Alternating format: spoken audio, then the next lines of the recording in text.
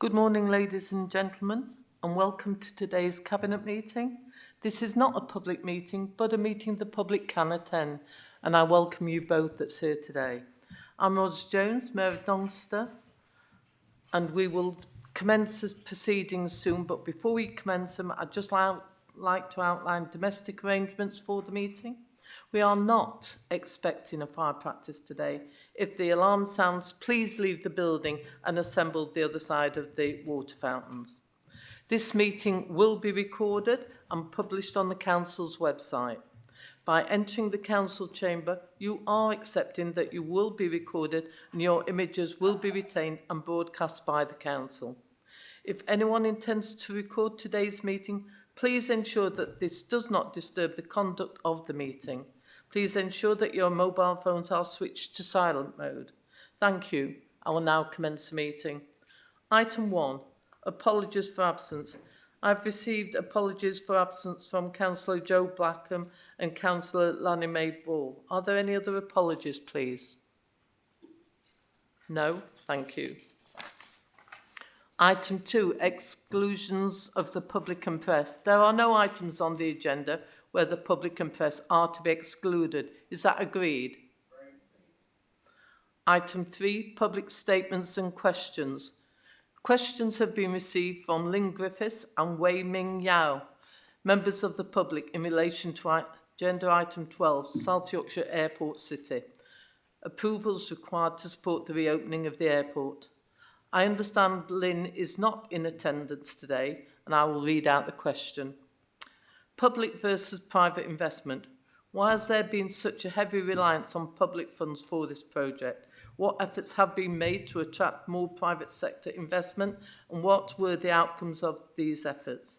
And thank you for your question, Lynn. I will now respond. Over the past 2 years, City of Doncaster Council have engaged with the international business community.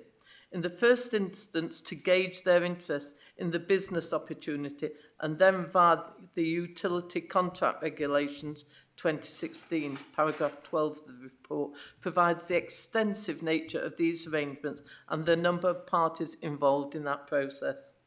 In addition, a significant number of alternative financial options were explored, but again, these did not yield the desired outcome. Consequently, the Council identified that public finance would be required to reopen our airport, recommence aviation activities and enable delivery of the South Yorkshire Airport City Vision. A copy of the response will be forwarded following the meeting. On to the second question. I understand that Wei Ming Yao is not in attendance. I will read out the question. What comprehensive market analysis has been conducted to ensure there is enough demand, passenger and cargo, to justify investment in the face of competition from other regional airports, given the costs have risen to 145 million? Thank you for your question, and I will now respond. The development of the financial viability report was prepared by Ernst & Young in conjunction with aviation advisors, which subsequently fed to the strategic outline and full business case, which were prepared by Jacobs. A copy of the response will be followed on after this meeting. Item 4, declarations of interest. Are there any declarations of interest, please? Could I therefore ask you to sign the relevant documentation after the meeting? Thank you. Item 5, decision records from the meeting held.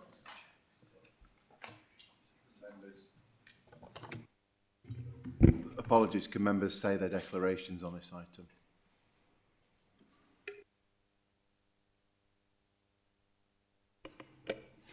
Yeah, I've got a declaration on item 10. I've got a declaration on item 10 also. I've got a declaration on item 10. I've got declaration on item 10 also.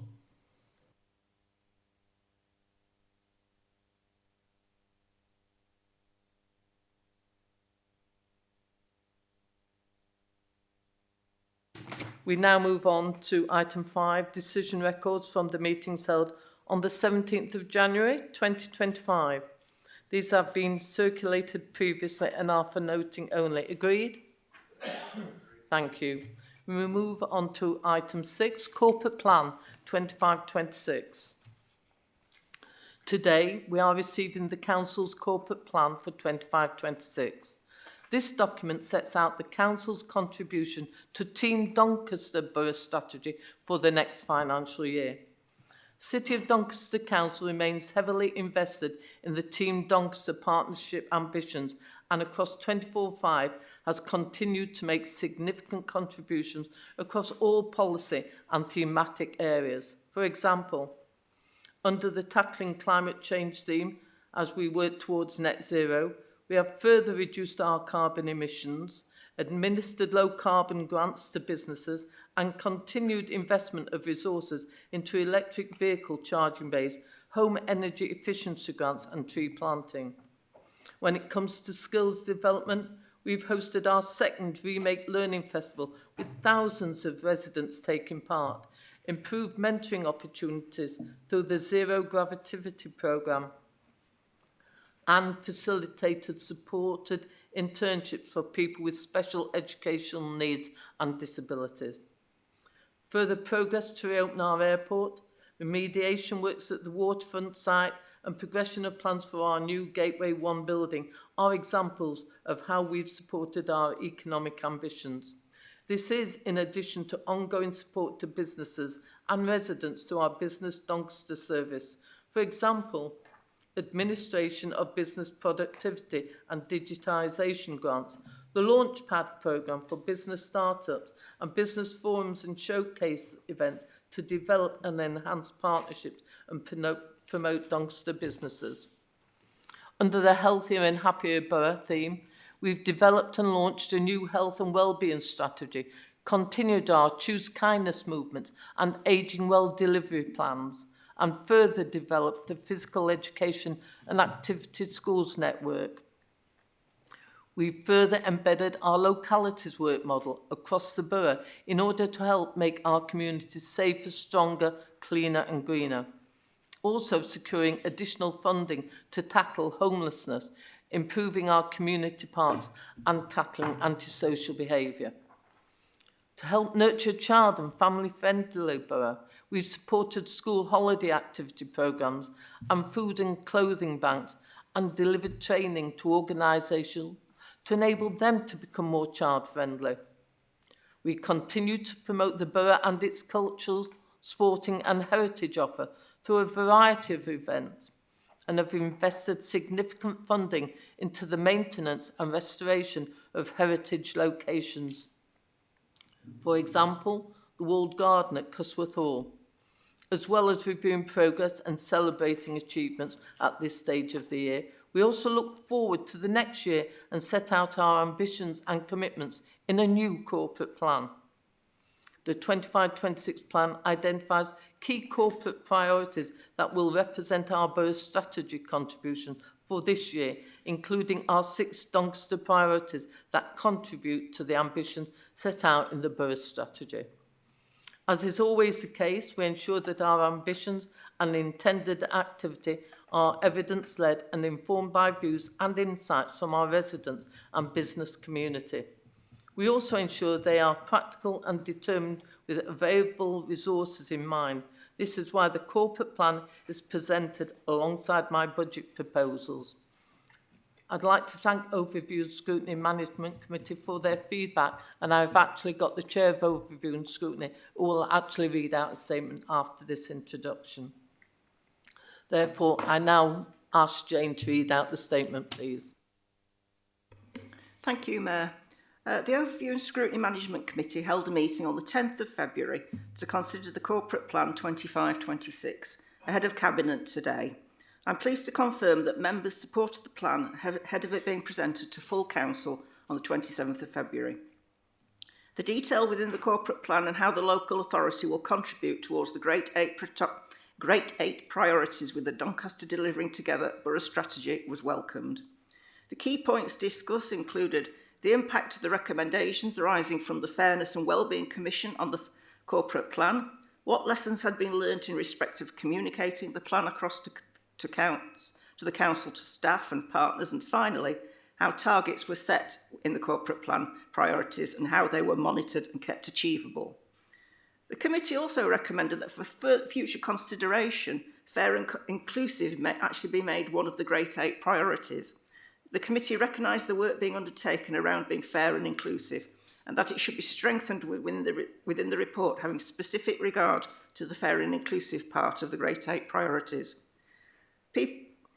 Members believe that by making these changes, it would help to strengthen this area even more and highlight its importance in everything the Council was looking to achieve. I'd like to take this opportunity to thank Lee Tillman, Executive Director of Chief Executives, Alan Wiltshire, Head of Policy, Performance and Intelligence, for outlining in detail the information contained within the corporate plan and responding to questions. Thank you. Thank you. And I would like to say to yourself, Jane, that the feedback from yourselves will be considered in advance of going to full council later this month for approval and adoption so that we can continue delivering for Doncaster. Thank you. I will now ask Cabinet members to indicate by raising their hand if they wish to ask any questions or make statements in relation to this item. Councillor Cole. Thank you, Mayor. I very much welcome the corporate plan, but I would just draw attention to the commitment to shape public services around local neighbourhoods so they're safer, stronger and healthier places to live, and particularly the fact that not only have we got some very specific actions that we're going to take, but actually we're going to hold ourselves to account by measuring important things like the number of victims of ASB, the number of households supported to prevent ASB or hate crime or low-level crime, the number of incidents that the neighbourhood response team respond to, even the number of CCTV redeployable cameras and how quickly we get those out. I think that it's admirable that we not only make commitments, but we're willing to measure them and be held to account for them and demonstrate and keep track of what is happening on the ground. So I very much welcome this report, and I also a quick plug for the beginnings of our regenerative neighbourhood approach. I think the work so far in the last year or so in Edlington has been excellent, and I welcome seeing it extended to other areas, and I know the colleagues are as well. Glyn. Yeah, if I can reiterate some of the points that my colleague Councillor Cole has made, particularly around the regenerative neighbourhood working model, which was piloted in Edlington and is being rolled out to other areas of the borough, particularly in my area of Hexthorpe, where it is producing some fantastic results across the piece. But in the paragraphs 10, 11, 12 through to paragraph 17, there's a number of other things in there that we must allude to and make reference to. So the particularly around tackling climate change, we've done lots of things around climate change, and our tree planting is going and moving forward steadfastly as we take that further on. The life skills, we are promoting life skills apprenticeships because we know that the only way that we can provide for future prosperity of the borough is to have a good working, well-trained economy, and that is really part and parcel of that. There's other things coming forward like the AI Gateway One community business hub that we're developing in the town centre. Obviously, health plays a large part in that, and being kinder to one another, can I say? You know, the Choose Kindness movement is moving forward, producing some really good, beneficial things for Doncaster. I've already mentioned the regenerative neighbourhood work. However, I will stress that it's only as good as the collaborative endeavours that each of our partners utilise. That's also across the council. We need to involve with the South Yorkshire Police, our other statutory services such as health and fire, etc. So it's working and proving very good. Our outlying villages, for example, railway improvements at Stainforth Town Deal, that's really coming forward. But one of the things that people often forget about is culture, and you know our cultural efforts need strengthening, need certainly pushing forward, and all of those all tie up with Doncaster's priorities on paragraph 23, which are therefore all to look at. I'm not going to repeat them, but all those things I've mentioned are nicely enveloped into all those elements. Thank you, Chair. Colleagues, I can't see anyone else raising their hands, so is there a proposal to agree the recommendation as set out within paragraph 5 of the report? Seconded. Therefore, it's agreed. Thank you. We move to item 7, which is the capital strategy and capital budget. This report sets out the capital strategy and capital budget for the next 4 years, 25-26 to 28-29. This council continues to invest in the future of Doncaster despite the tough economic climate, with 502.3 million of capital investment plan over the next 4 years that will continue to stimulate growth and prosperity, with 214.5 million of investment plan for 25-26. We are investing in projects to further improve core services such as education, housing, infrastructure, leisure and culture, as well as attracting investors and visitors to Doncaster. Some areas of investment over the 4 years include 69.9 for new council housing, enabling us to deliver quality homes, help to tackle homelessness and to provide homes at affordable social housing for those most in need. 24.5 for construction of station gateway construction, including the construction of a highly sustainable modern office development to include modern technologies and innovation, plus new public realm acting as an extension of the station forecourt. 5.2 million for Waterfront East development. This is remediation of one of the largest brownfield sites in the country, enabling development and creating a temporary public green space. The site will have the potential to attract a number of transformational developments and additional opportunities to develop around the marina. 8.8 for flood prevention works to improve flood defences in the areas identified with the greatest need, including Bentley, Conisbrough and Bawtry. 17.6 million to create additional school places, including Hatchell Wood, Armthorpe Academy, the Hayfield School and Rosington All Saints. 27.1 million for Doncaster leisure centres, enabling improvement works at the Dome, Thorn, Dearne Valley, Adwick, and a brand new fully funded 8.2 leisure facility in Edlington, which will include a swimming pool and gym. 18.9 for highway maintenance for resurfacing schemes, preventive maintenance treatments and local routine maintenance works across the Doncaster Highways network. I ask that Cabinet support my capital budget proposals that we can continue to deliver for Doncaster. I will ask the Cabinet members to indicate by raising their hand if they wish to ask any questions in relation to this item. Right, so I'll pick first of all, so therefore we'll go with Councillor Cole. I'll take it in lines that they're in, then we'll move on to Councillor Ball, and then we'll pick up Lynn, and then we'll pick up yourself, Mark, on the regeneration. Thank you. Thank you, Mayor. I very much welcome the forward-looking investment strategy that we have embodied in this report.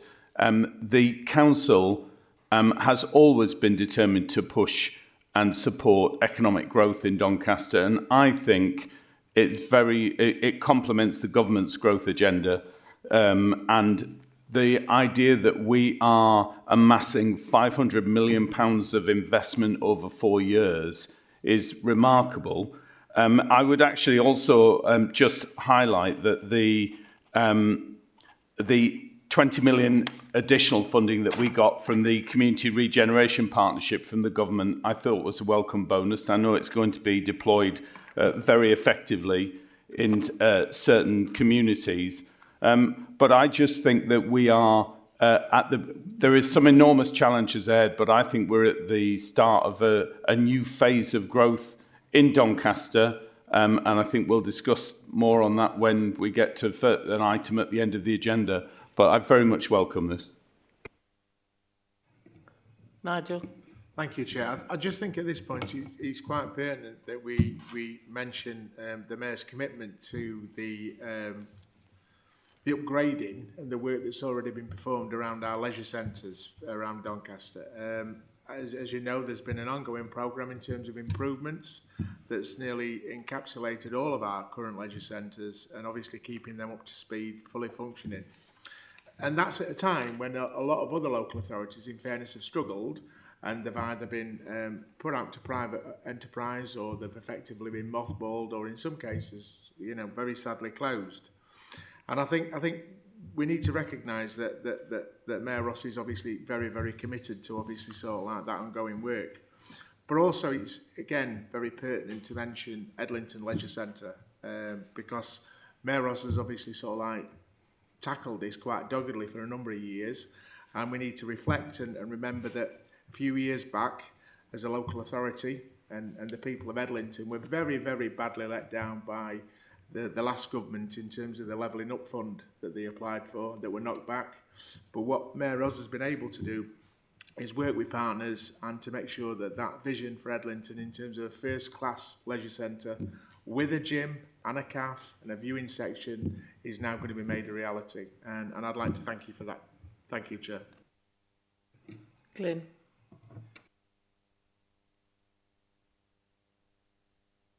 Okay, yeah, I can't allow this to go forward without comment on the Council House Build Programme, Phase 2 and Phase 2B and 3.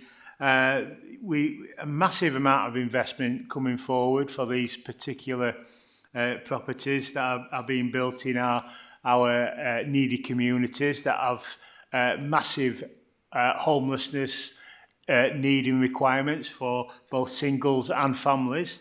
So it's something that we've been working towards. Some of our, we've done a sterling job already, and some of our homes are coming forward to be complete towards the end of this year. So we look forward to that. And also we've acquired properties that have come onto the market to meet our specific need and specific family need. Where someone's required for large families extra bedrooms, or someone that's got a disabled person living in the family, acquiring the appropriate properties to meet their specific need. So those issues are something that we work towards. One thing that I'm interested in is that the government reduced the maximum benefits for right to buy, and that led initially to a rush of applications coming forward, which we'll have to manage, but we'll manage that quite admirably and favourably. However, we hope to retain and keep more homes going forward that are currently in our stock, rather than unfortunately lose them to right to buy. So thank you, Chair. Mark? Yeah, thank you, Mayor. I'd like to welcome the continued investment in the thermal energy efficiency works to respond to the climate change emergency. Total funding of 19.6 million will be spent across the housing types to meet all carbon reduction targets during that period. This includes obviously external wall installation to 512 solid wall properties through a 4-year programme. There will be an additional 21 properties that will receive a whole house retrofit, including solar panels and indeed loft insulation. On flooding, there's continued investment to better protect hundreds of homes in Bentley, Conisbrough and Bawtry through 3 million works to improve flood defences. This totals funding to our communities of 8.8 million. Thank you, Mayor.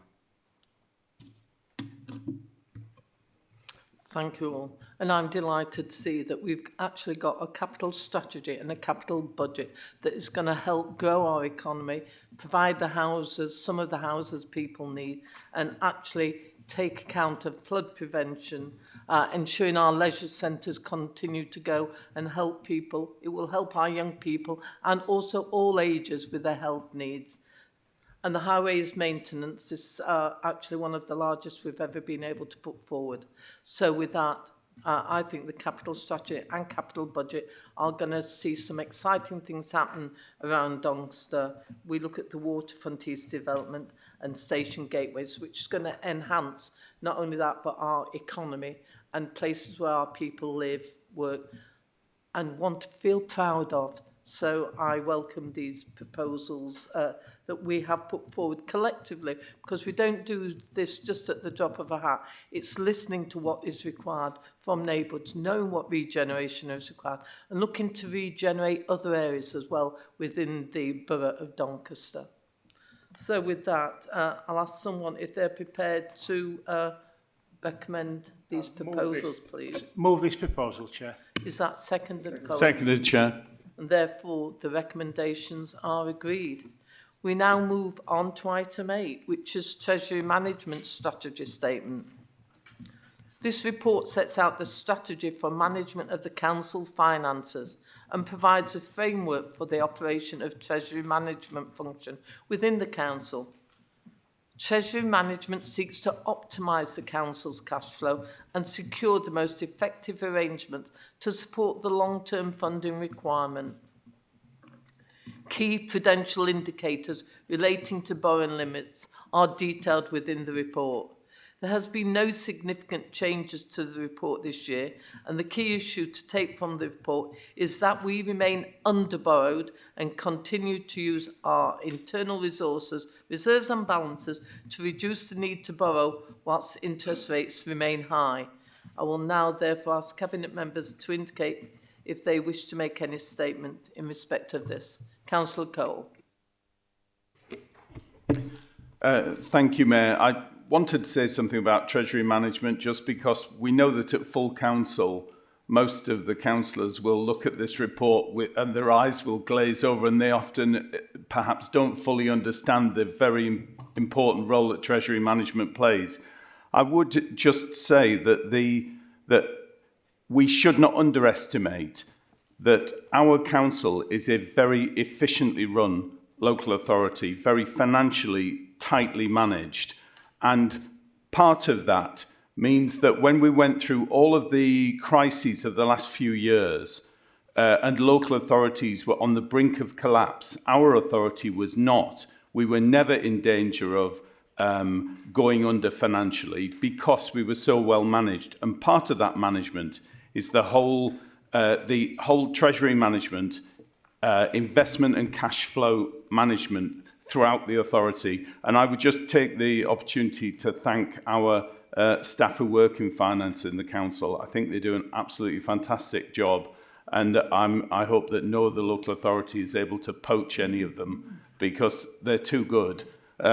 But this report shows, as you rightly say, that we are substantially under-borrowed. And there are some local authorities that are in absolutely desperate predicaments where they have literally got no ceiling left on their borrowing. They are committed, they've mortgaged buildings right, left and centre to keep themselves afloat. And we have never found ourselves in that position. And I'm very proud of that, and that's a reflection on your leadership, and it's a reflection on the excellent staff that we have. Thank you for that, Councillor Cole. I too would like to add that Treasury management isn't the sexiest thing that you ever see on budget reports, but it's the most important thing because that is the thing that gives us the finances to drive forward everything that we need as a borough. And it is extremely well managed.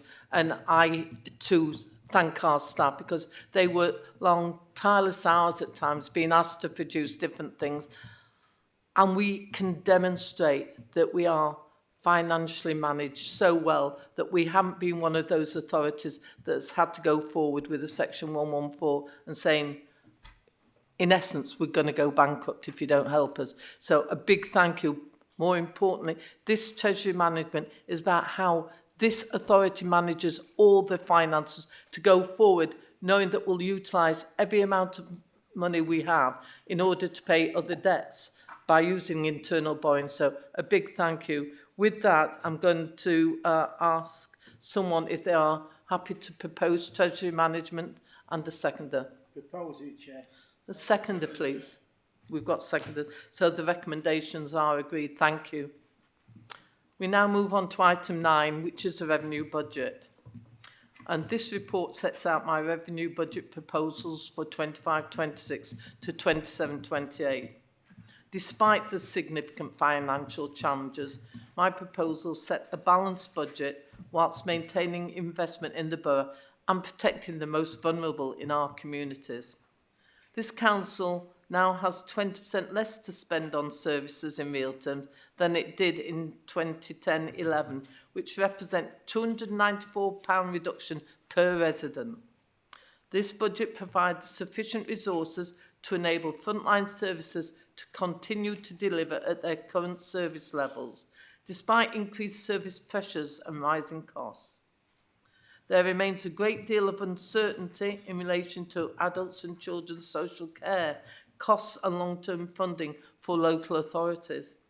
Despite facing spending pressures and inflation totalling 62 million over 3 years, a more positive financial settlement has been received from the government than in recent years, as well as continued strong financial management means that services are not required to identify additional savings. In addition, we have identified additional funding to support the following priorities.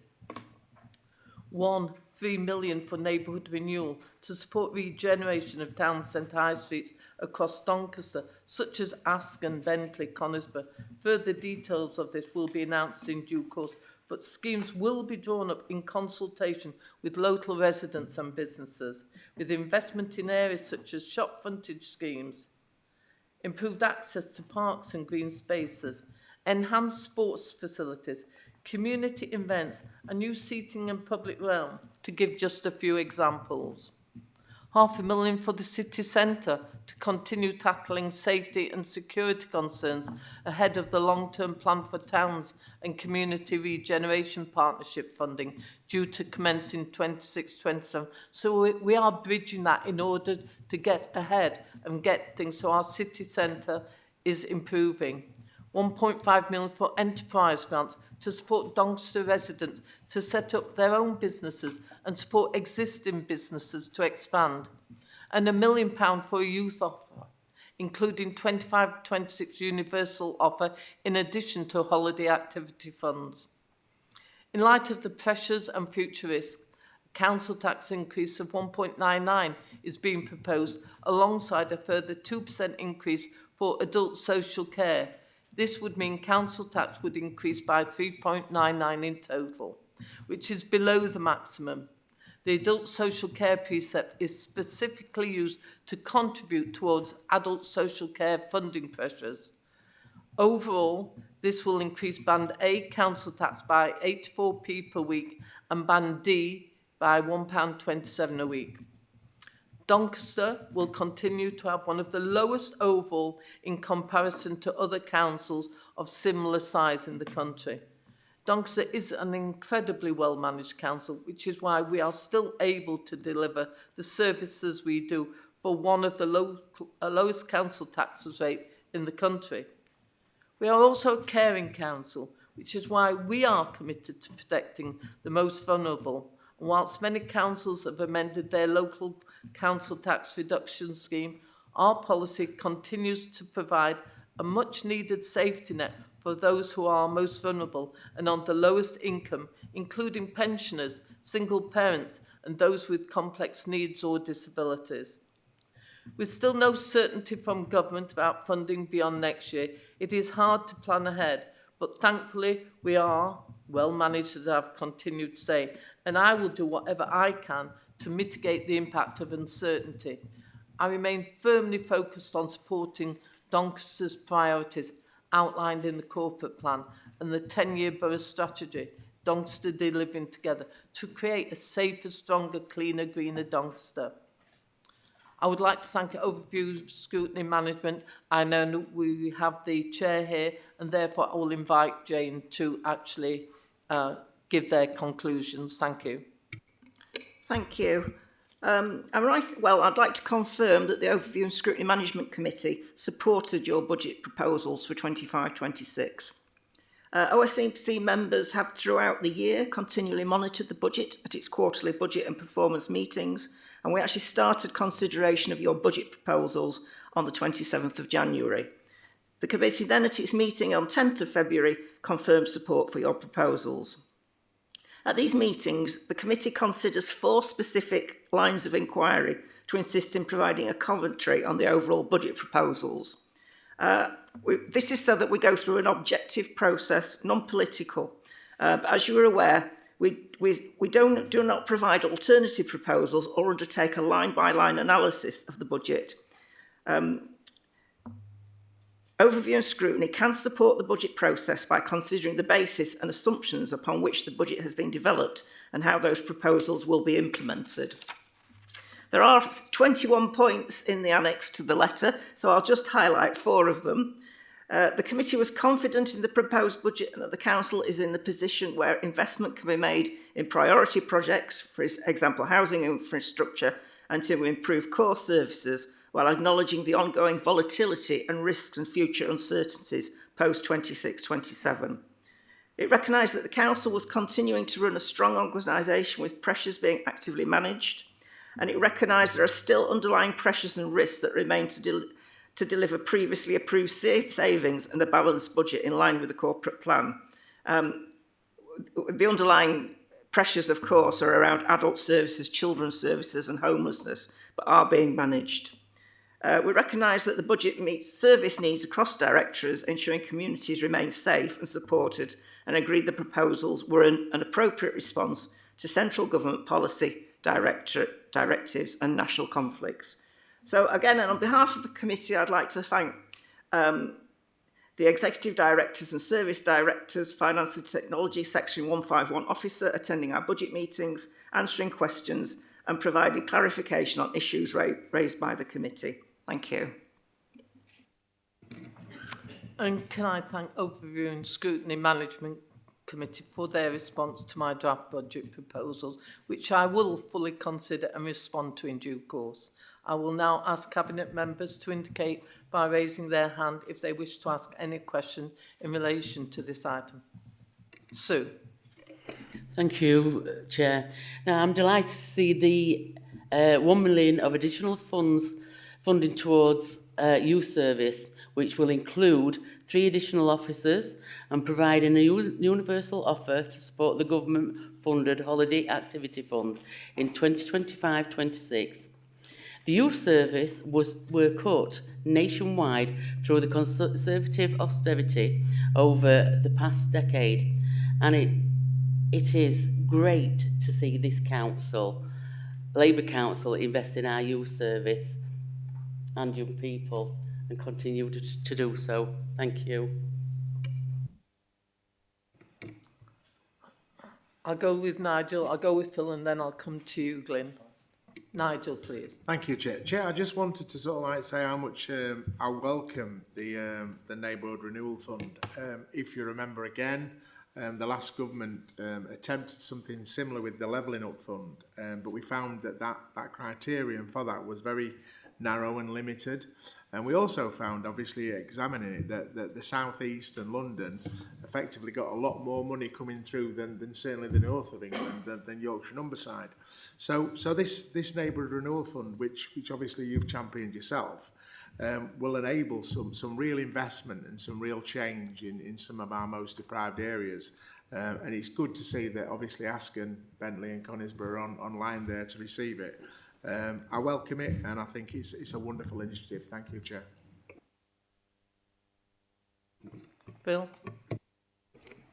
Thank you, Mayor. I just wanted to welcome the revenue budget. I also wanted to welcome that one of our stated goals is to continue to improve value for money. I think as an authority, not only are we very well run, but actually we have a commitment to improve and to deliver value to residents. And one of the things that I think is so impressive, we have the 9th lowest council tax in the country at the moment.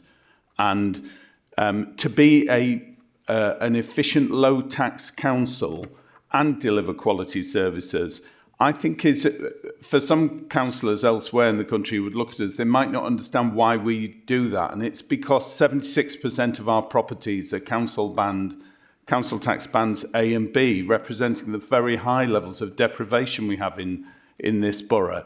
And so we actually realise that the people who pay for very high charges or very high costs, or who don't get value for money, the people who suffer most are those with the least. And so I think we deliver excellent value for money. I'm very proud of it. And I commend this report to Cabinet. Glyn? Yes, thank you, Chair. Yeah, I certainly do welcome this report, and as the Mayor said in initial statement and introduction, I welcome also the business initiatives that's been outlined in that welcome. Other things that I feel are worthy of noting, mentioning, is that we are continuing to have the Household Support Fund, which is massively needed by many members of our communities. It says here that it's not entirely clear on the amount that we'll be getting, but if it's very similar to last year, we're talking nearly £6 million to do that. Also, other things that are worth noting is that on business rates, the report says at para 13 on this report that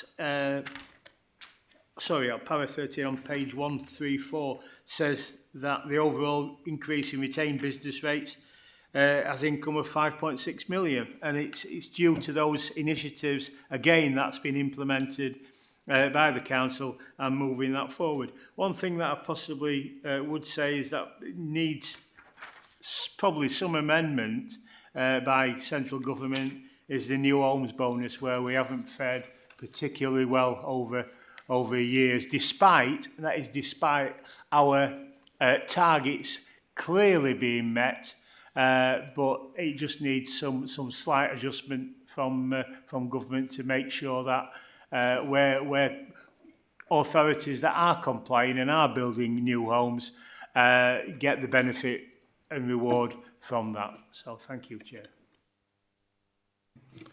I can't see anyone else raising their hand.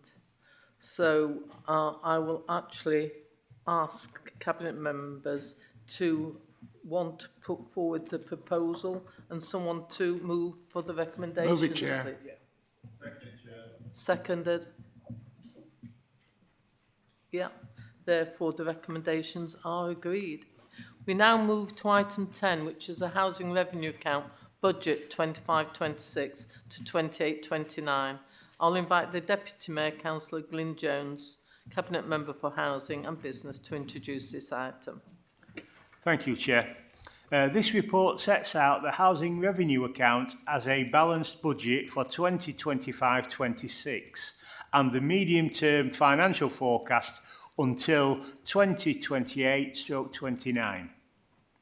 The HRA budget includes a council house rent increase of 2.7% in line with government policy on rents for social housing, which equates to an average weekly rent increase of £2.39.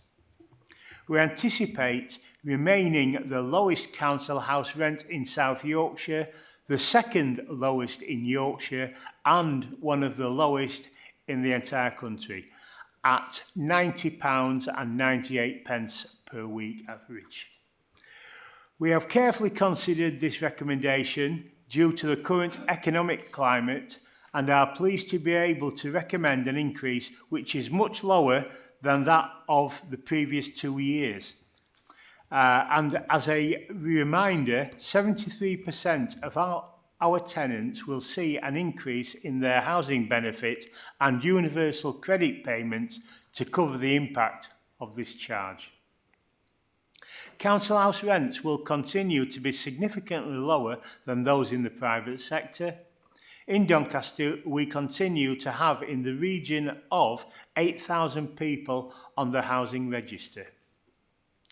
With this rent increase, we will continue to maintain the standards and services for our current properties and tenants and provide additional properties to help to alleviate the demand for housing and support our efforts to tackle homelessness. Other fees and charges will be increased by the appropriate rate of inflation. Cabinet are asked to note this report and recommend the HRA budget and rent increase proposals to Council for approval. Thank you, colleagues. Colleagues, any comments? Yes, Phil. Yeah, just to say that I very much welcome this. I welcome the very modest increase in rents this year, but also the efforts made by the authority over many years to build more homes and reduce homelessness. And just by way of example, during your time as mayor, my ward has seen over 600 new homes. 140 of them are either council housing or affordable rents. And I think that's absolutely what my community needed. They needed aspirational housing for those people who wanted to improve their home or move to a bigger house. And they also needed affordable and good value council housing for those people in need. And I'm absolutely delighted that that's happened. My ward is substantially transformed from the position it was in 25 years ago in terms of the quality of the housing stock. Thank you. We know we need many, many more council houses, social housing to be built, as well as more private and aspirational housing also. We at Doncaster have continued to go above and beyond the numbers recommended by successive governments. But it's about we know what is needed because we ask the people. We see our waiting list and know how fragile some of their conditions of living, often in the private sector, are, and they're desperate to move on to better accommodation.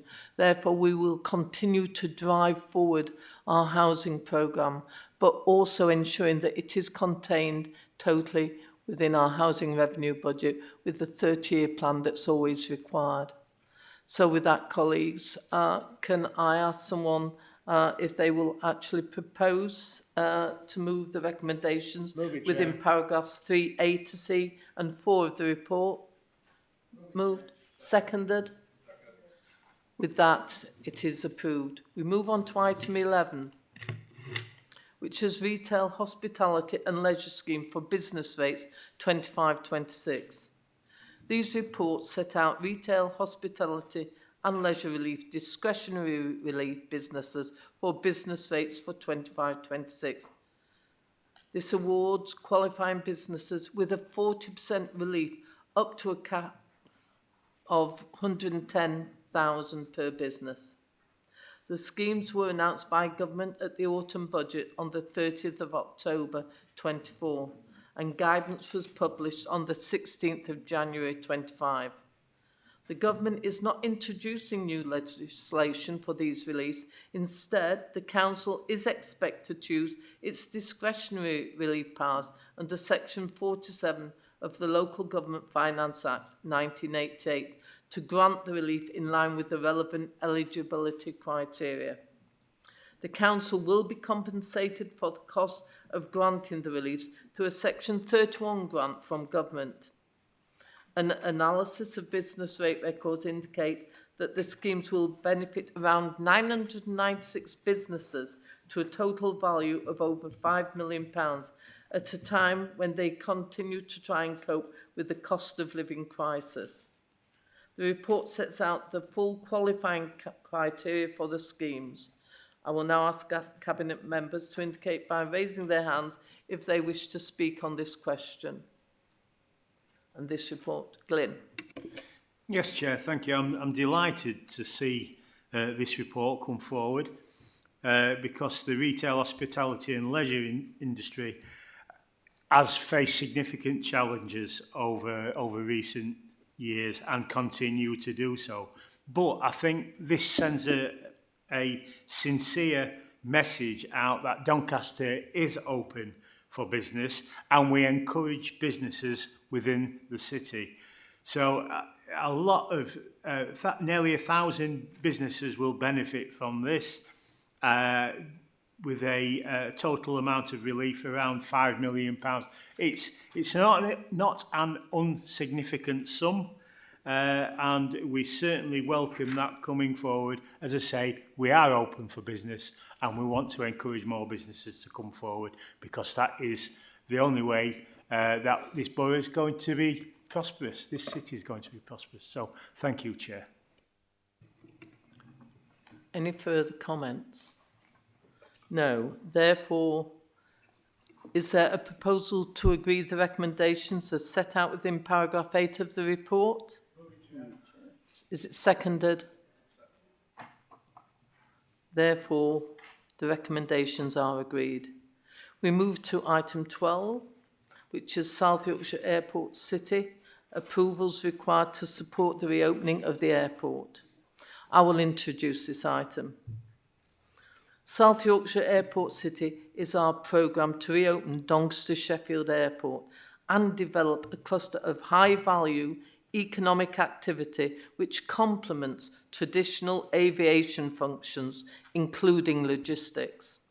Last week, we welcomed the Chancellor Rachel Reeves to Doncaster, following her commitment the week before that government would work with us to reopen our airport.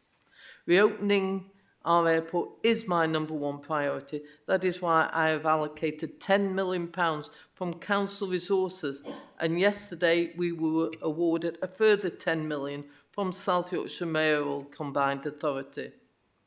This £20 million financial package will enable critical mobilisation works to continue and not lose any momentum in our drive to reopen the airport, given its strategic importance to Doncaster, South Yorkshire and the North. I would like to thank South Yorkshire leaders for their continued support of our airport with their future funding approvals. There, of course, remains a great deal of work to do, but we are continuing at pace. The report before us today sets out the next steps in order to see our airport reopen in spring 2026.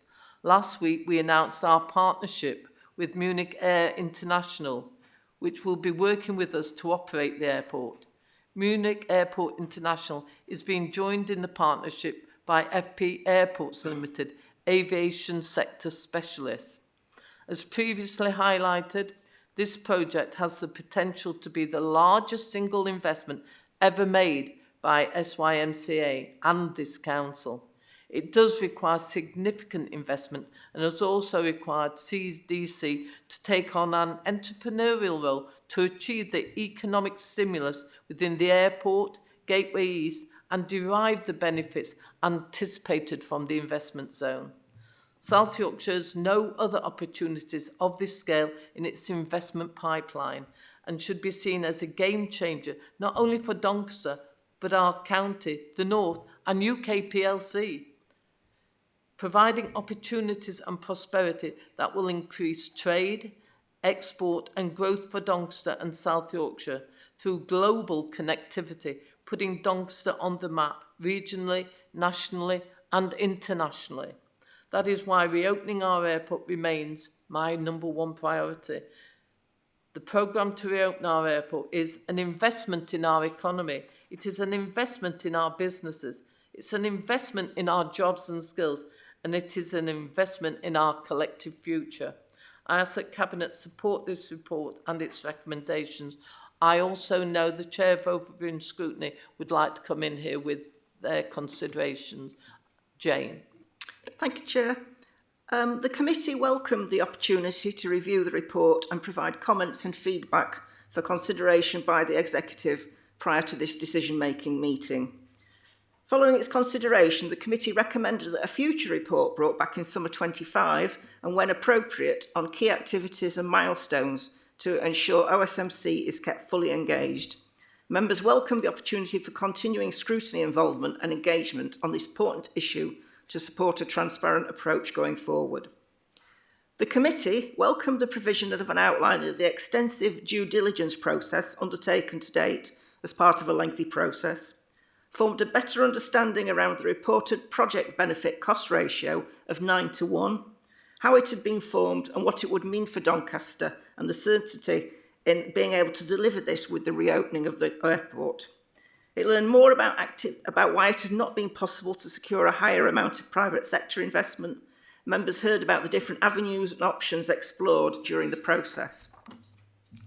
It acknowledged that what the airport was able to offer in terms of employment and helping to create a more diverse workforce within Doncaster. Members heard how this could be supported by the airport utilising its strengths through its recruitment processes, working more closely with public, supporting local businesses and making a positive impact within schools. It recognised that this would not happen in isolation and efforts would be made to ensure that the right approach was in place first. Heard that the name of the airport will be given further consideration in the future. There was some interest in that section. Some members also raised the following matters for further consideration as this project progresses. Requirement for close consideration regarding the use of Doncaster's gain share resources on the opening of the airport and the potential impact on this on areas across the city. Members were reminded of the opportunities arising from the business case that will permeate across the city and the whole of South Yorkshire. Careful management of risks, including those within the top 5 detailed within the report, and an outline of how these could be mitigated. In response to concerns, members were provided with further information regarding the roles of the directors of Fly Doncaster Limited, who were also current employees of the City of Doncaster Council. Clarification was provided regarding what this meant and what the company board would look like going forward. Members were assured that the operational arrangements were currently being drafted, including the memorandum and articles of association. In terms of timescales, it was acknowledged that a significant period of time had already passed in reaching this current stage, and there was now some urgency to focus on reopening and mobilising the airport. I'd like to take this opportunity to thank Debbie Hogg, Director of Corporate Resources, Faye Tyest, Service Director of Finance and Technology, Christian Foster, Strategic Programme Lead, and Scott Focus, Service Director of Legal and Democratic Services, for outlining in detail the information contained within the report and responding to questions. Thank you. Colleagues, I was going to say, is there any more questions or statements I've seen? So if you just put your hands up again, I'll write them down so it's Phil, Sarah, Mark. Have I got it right? Phil, Sarah, Mark, Nigel, and Glyn. Right? Okay, so we'll take them in that order, please. So I'll go with Phil. Thank you, Mayor. I wanted to welcome the report, very pleased to support it, and particularly welcome the support the government have articulated for getting this airport open as soon as possible. It is quite clear that our message has got across to government that this airport is absolutely central to Doncaster's ambitions. And in 2022, we were blessed that Her Majesty, shortly before she died, conferred city status on Doncaster. And I've always believed that great cities have great airports. And I've never doubted that what used to be Finningley Airport could be a potentially great airport. And the public believe that in Doncaster. There's never been such an enormous consensus and faith in the capacity of that airport to deliver for the town, for the city, and for the wider region. And it's so much the site and the airport has always had so much more potential than some of our neighbouring airports that have stuttered along over the years. So I'm very pleased. I think the figures here that demonstrate the benefit cost ratio of 9:1 show that every penny that we invest to make that airport a success has every likelihood of delivering a return. And I'm so glad that our leadership and the council and the people of Doncaster have faith in the capacity of this airport to really deliver. Airports are strategic industries. They generate other industries and supply chains, and I think this will do nothing other than that. Thank you. Sarah. Thanks so much, Chair. I just wanted to commend as well. It's so great to see this for our Doncaster residents. And it is, as you said, Mayor, this is a game changer, and it shows the strength of our ambition that as a local authority and as a city of Doncaster residents, we do not back down on challenges that are hard. We continue. And everywhere I go, nearly every person I meet in Doncaster asks about the airport. And even outside of Doncaster, people are the potential of this airport reopening and becoming even bigger than it was. And this shows that how this council truly listens, works for and works with and fights for what Doncaster residents want to see. And this will provide so much increased potential opportunity, not just for Doncaster and our residents and our businesses, but for the wider region, Yorkshire and Humber region, and further and globally. And I just wanted to commend as well, like having gone learning through this process of being a councillor over the last couple of years, I just got to show like how much time and effort and how much, sleepless nights, weeks that I know everybody, especially the people across from us, have had to work on this. And we just wanted to be commended, and our residents supported it. Thank you. I've got Mark next. Thank you. Yeah, thank you, Mayor. First of all, I'd like to reiterate what Councillor Kidd and again Councillor Cole has said. The work that's gone into this project, often unseen work behind the scenes, it's tremendous. And I'm very proud of the fact that we've started from a base and now moving forward. And I think people need to know the amount of work that's gone on behind the scenes. There is a quiet excitement within the community. People are looking forward, to the future, particularly with these plans and the programme that's been outlined here today. And the other thing as well is that it will provide more employment opportunities and potential for more investment in the community. And I'd also like to thank yourself, Ros, Mayor Jones, for the leadership in guiding this forward. Thank you. I've got Nigel. Thank you, Chair. Obviously, like everybody else, I welcome this report, and I think it's important to register that effectively the level of commitment from staff and from people involved in the team pulling this together has been second to none. The extremely strong, dedicated public servants that's come together and said we need to do this for Doncaster, and I know how many hours they've worked in terms of obviously pulling it together and obviously making sure that that the work was done in the background. Really long hours. Also, there needs to be a personal thanks to yourself, because it's your personal and professional commitment effectively that's pushed this forward. It's your leadership. So despite what other individuals may say, and they may be very, very vocal about it, I think I and the people of Doncaster are well aware that it's the Mayor of Doncaster that's pushed this forward doggedly over years to reach this point, and thank you very much for that. Glyn.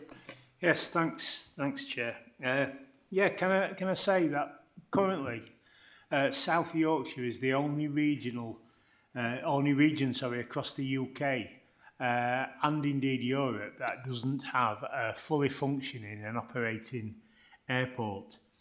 So it's a travesty that it's not still operating, but this offers hope and movement on the business front going forward, that it will open again, and that is entirely due to the tenacity of officers who have been involved in this process, but particularly the mayor within this.